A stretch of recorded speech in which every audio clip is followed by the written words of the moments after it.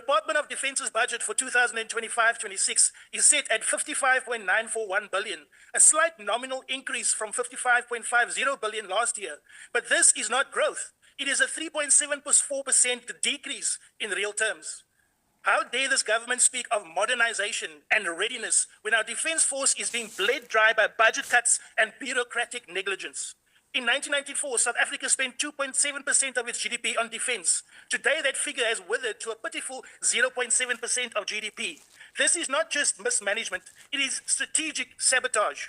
Our Gripen fighters' jets are grounded, our maritime defense program is crippled, and our borders are porous and are wide open, leaving South Africans vulnerable to trafficking in drugs and humans, terrorism, and foreign incursion.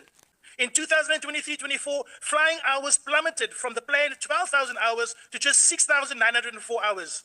Our pilots are trained but grounded. Our jets are operational but unfueled, and our sovereignty hangs by a thread.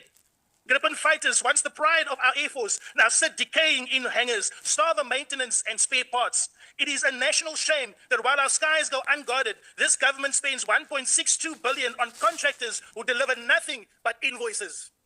These are the vultures feasting on our sovereignty while our defense capability rusts away. Imagine, honorable members, our skies unprotected, our pilots trained but unable to fly. If we were invaded tomorrow, we would not even be able to get a defense off the ground. The maritime defense program has been reduced to a shadow of its former self. In 2023-24, the Navy achieved only 2,641 hours at sea, despite a requirement of 10,000 hours. This is not a military force. It is a defenseless fleet, rusting away while illegal fishing vessels plunder our waters and human traffickers smuggle across our shores with impunity. How did we get here? How did the once mighty SANDF become a paper army, a symbol of neglect and decay? The answer is simple: corruption, mismanagement, and political cowardice. The Special Defense Account, which was once the lifeline of military procurement, has been slashed from 7.2 billion in 2015 to 2.8 billion today.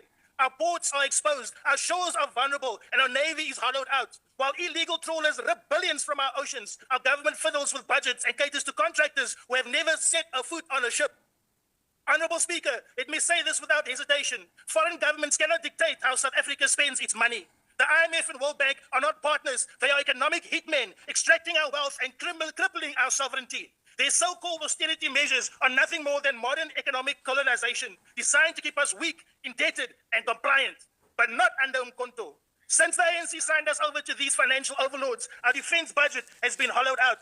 They tell us to cut defense spending, to downscale military readiness, and to deprioritize sovereignty. And the ANC and GNU are now crippling each other. They are spineless and corrupt.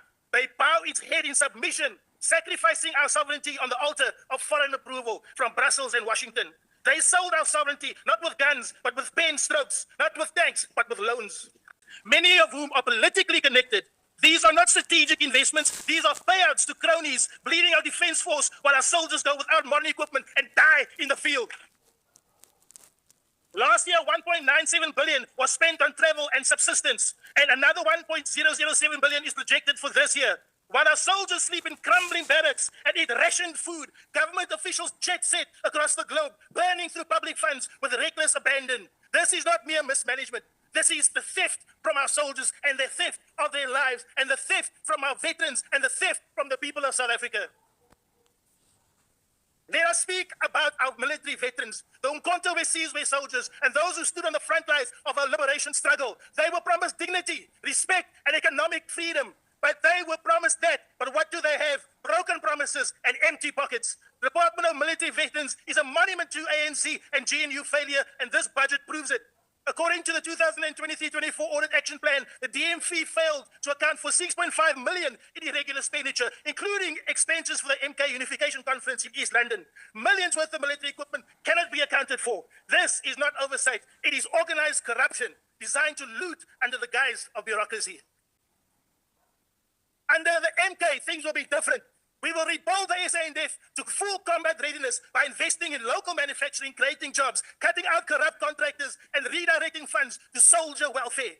We will restore our Air Force and Naval Command with a full fleet of Gripen fighters, maritime patrols, and state-of-the-art equipment. We will launch a forensic audit on every single contract issued by the DMV and SANDF over the last decade. We will end foreign economic colonialization. We will establish a national sovereignty fund independent of IMF and World Bank control. We will codify unannounced oversight visits into law so that we as members of parliament can go into any base, we can go into any part, and we'll go anywhere and we'll go and see what's going on there and not be stopped at the gates and be told you're not welcome here. We are the representatives of the people. We must be allowed to go into a base and go and see what's happening there.